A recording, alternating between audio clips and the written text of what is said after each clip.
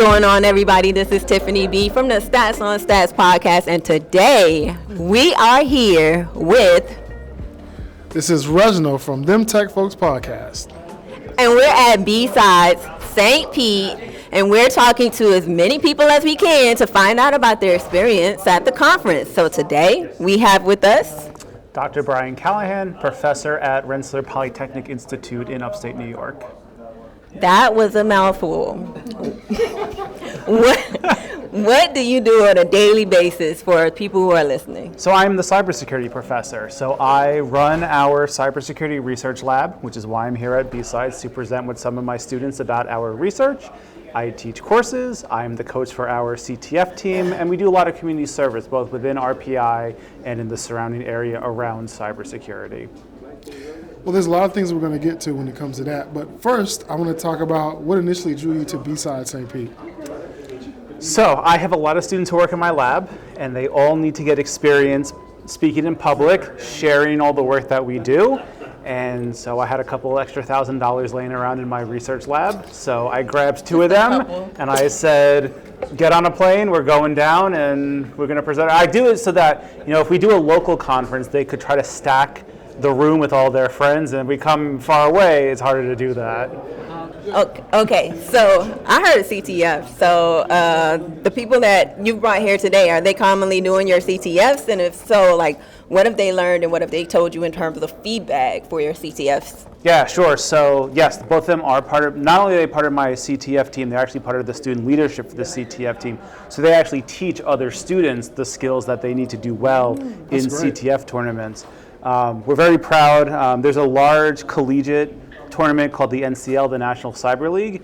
In fall 2023, we were ranked the #1 school in the nation, and both of them were actually a part of that team. Students love it, right? When they think about cybersecurity, right? Imagine 18, 19-year-olds first coming to college. You say, I want to do cybersecurity. They say, oh, like the thing I see on TV and in the movies where we're just breaking into stuff. And that's true. And they're right. It is a lot of fun. And we do a lot of that stuff in the CTF. So I think they really kind of like to feel as if they are doing all those things that they see in movies and on TV. All right, so do you have any funny or memorable stories from your time teaching people about hacking? Y'all didn't hack into any banks or anything, did you? No, we not hacked any banks. So very, very famously, any of my students can tell you, I have a paragraph on all my security course syllabi that I call the no felonies clause, which is if they commit a felony and I find out about it, they automatically fail the course. And the #1 thing I get on all my syllabi is they want to know where the line is. I may get a half hour's worth of questions of, if I do this, but it's only a misdemeanor, do I still fail the course? Or if I do this other thing, that's definitely a felony, and you don't find out about it until after the class is over, do I still, they try to figure out where that line is. And in some sense, that's good in the fact that they are thinking well about kind of what the limitations of the skills that we are going to actually learn are, but can sometimes be a little over the top. Okay, so I'm going to do one more fun question, and then Sure. We're going to get into a little bit more of the cybersecurity side. So if you had a superpower in cybersecurity for your cybersecurity career, what would it be? Ooh, if I had a superpower.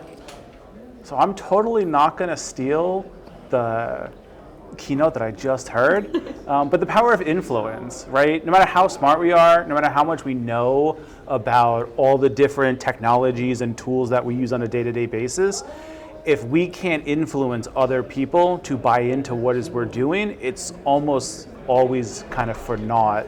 So having the ability to influence everyone else, and maybe if I'm lucky, part of that influence could be like giving my lab a whole bunch of money so I can do more. So of you this want stuff. Jedi mind control? Yeah, I would like that. Yeah, exactly. Yeah, these are not the. You said a mouthful. You have quite a title. So talk to me a little bit about your journey. Did you just wake up and be like, hey, I want to be a cybersecurity person? Or was it something that evolved over time? Yeah, I sure did not wake up saying I'm going to do cybersecurity today. So I have a kind of circuitous route towards cybersecurity. When I was in high school, I was gearing up to be a professional orchestral and classical musician.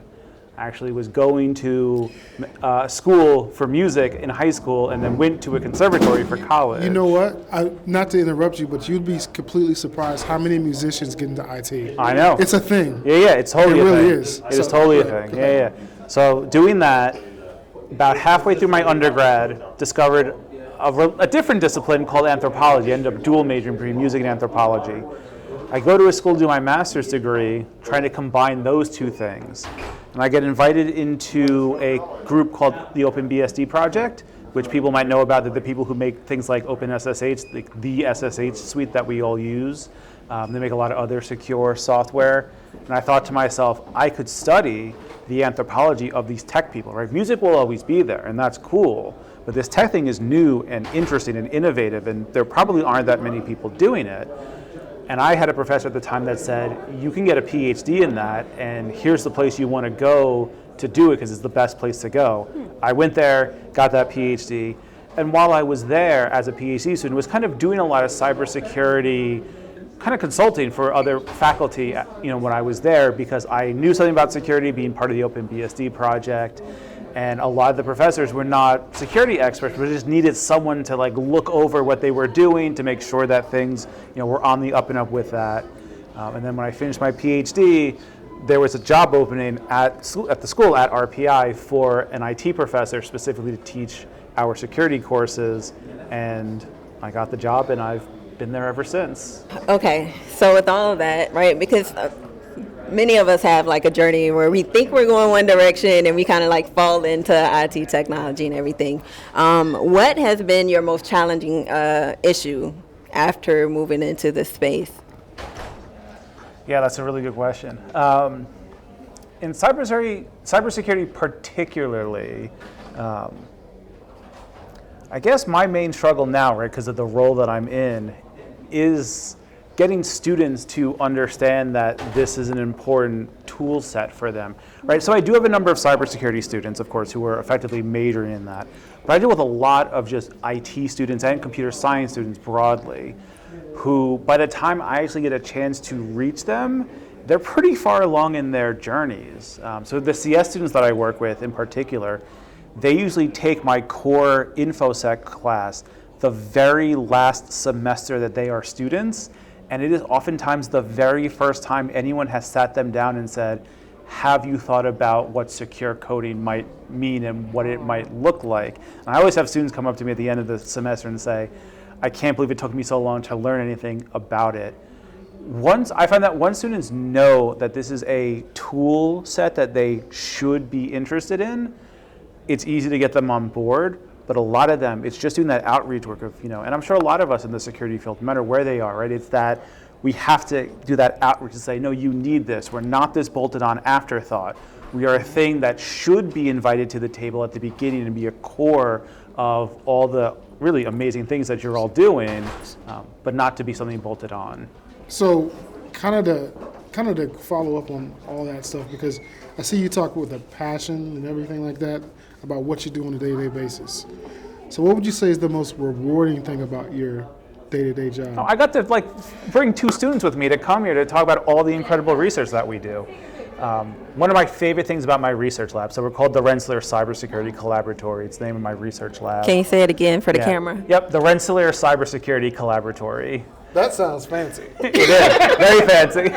We even have a logo and everything.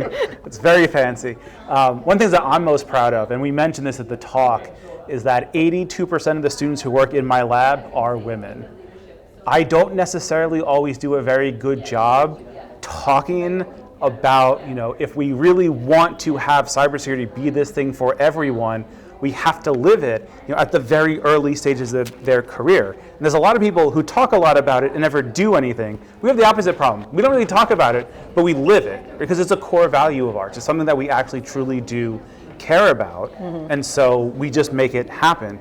And so I get to see all these amazing women go off and really get all these incredible jobs, incredible careers, while they're here with me. We get to travel all over the US and soon the world, sharing all the research that we do.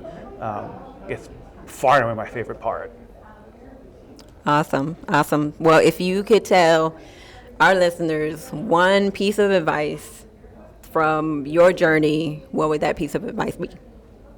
Yeah, all right. I'm going to give something potentially controversial. Uh-oh. Potentially controversial. Be passionate about something that is not cybersecurity. So if you're passionate about cybersecurity, you will learn all the stuff that you need. But one of the things that I find is that we desperately need people who think about problems differently. And if the only skill set you have is cyber, you will approach every problem with that mindset. And while that might be useful a lot of the time, you're selling yourself short. For me, it's music. For some of my students, it's painting and art. For other students, it's athletics.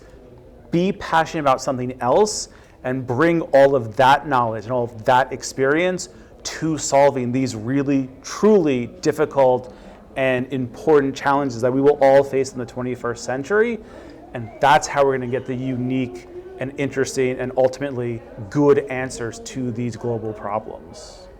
I don't feel like that was controversial at all. Me either. Okay, good. All right, I feel like, yeah. Sometimes you look at the cybersecurity professor and then they say, you didn't tell me anything about cybersecurity in that answer, so. No, like everything we're trying to do is make sure we can get as many perspectives as we want. And totally. So being able to hear, like, even from you, that you need to have more of a broad spectrum of your knowledge base. And I think that's great. And think different can sometimes be a superpower. Right, exactly. Awesome. Well, this has been fantastic. Thank you so much for sharing your time with us. Do you have any other questions, Mr. Reggie? This was great. Appreciate you coming on. This was a very, very eye-opening experience. Yeah, of course. Thank you for having me. Glad to be here. All right. Well, we are going to see you guys later.